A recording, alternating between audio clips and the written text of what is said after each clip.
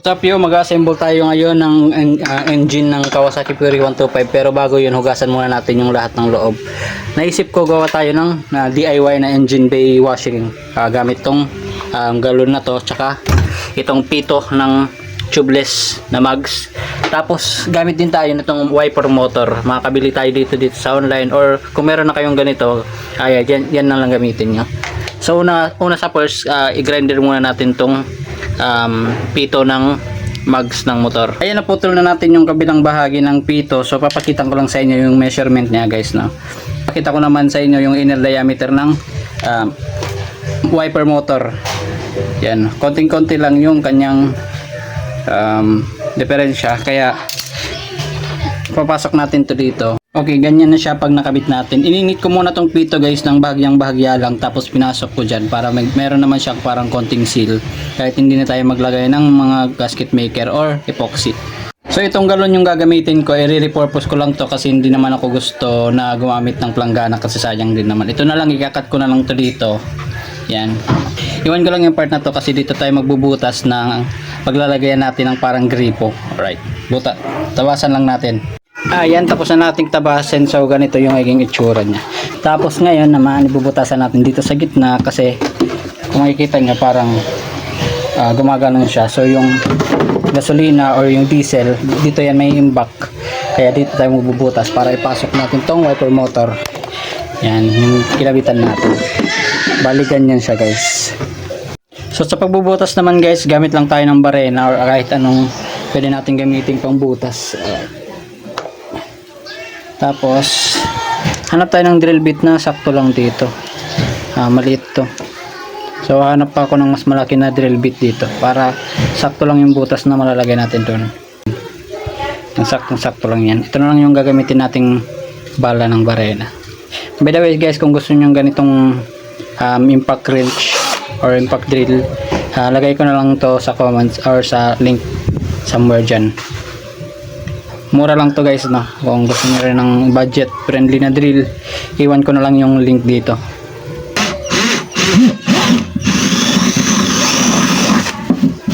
So wag nating kalimutan ilagay muna yung ating rubber dito, guys. Lalagay natin ng ganyan. Alright, para meron tayong seal.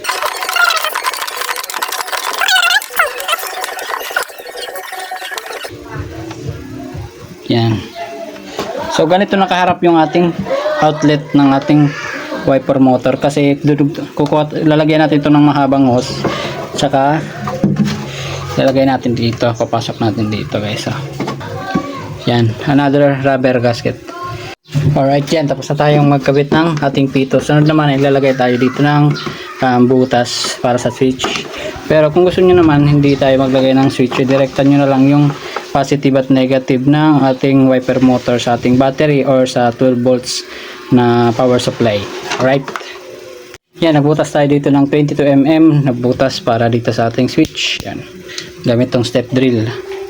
Right, ngayon ihinang natin tong switch dito. So yun, tapos na nga pala tayo, nalagay na natin yung switch, tapos naglagay na rin ako ng female socket adapter dito para sa ating power supply. Tapos yung hose natin, yan, mula dito sa ilalim, mula sa motor, yan, kikita nyo, mula sa motor ay pinagapang lang natin pataas. Tapos naglagay tayo ng alambre dito, tapos tinwist lang natin para medyo may tibay naman siya. Tapos yung maganda kasi sa alambre, para at least naililipat-lipat natin yung ating hose dito, no. So itutupi lang natin kung saan natin gusto itutok. Tapos yan, switch on na lang natin. Tapos gagamitin nating power supply dito is yung para sa mga wifi router, yan.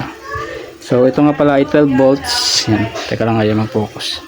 12 volts, tapos 1 ampere. Okay na siguro to, pero kung hindi niya kayanin kasi medyo matagal yung ikot ng motor natin, magpapalit tayo ng power supply. So ito para sa demo lang naman to, para makita nyo yung idea ano yung paggagamitan natin dito.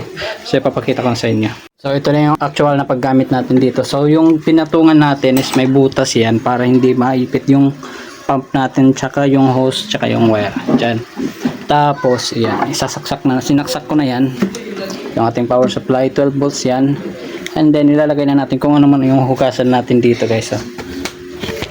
Ito nga pala yung crank case ng ating Kawasaki Fury 125 na hugasan natin. Tapos ilagay lang natin yung diesel natin gagamitin yan.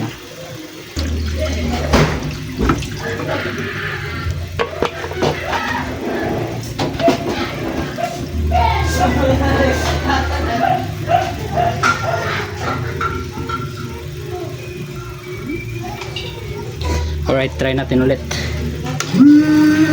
Yan o. So ganyan na siya guys. Yung DIY natin na washing basic. So yan, magkakagugas na tayo ng ating mga piyesa dito guys.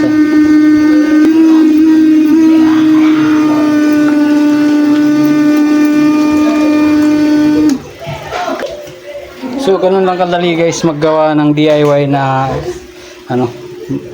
engine bay washing container, or tatawagin ko tong DIY washing container. Alright, so kung hindi ka pa pala nakasubscribe sa ating YouTube channel, baka pwedeng i-like mo at i-share mo yung video na to para mas marami pa tayong matulungan guys, no? So idea lang naman to, pwede nyo tong gayahin or pwede nyo ring i-improve guys, no? Para mas mapadali yung paglilinis natin ng mga piyesa ng mga motor natin, saka siyempre mas malinis tayo. Alright, thank you guys for watching. Like and subscribe. Bye!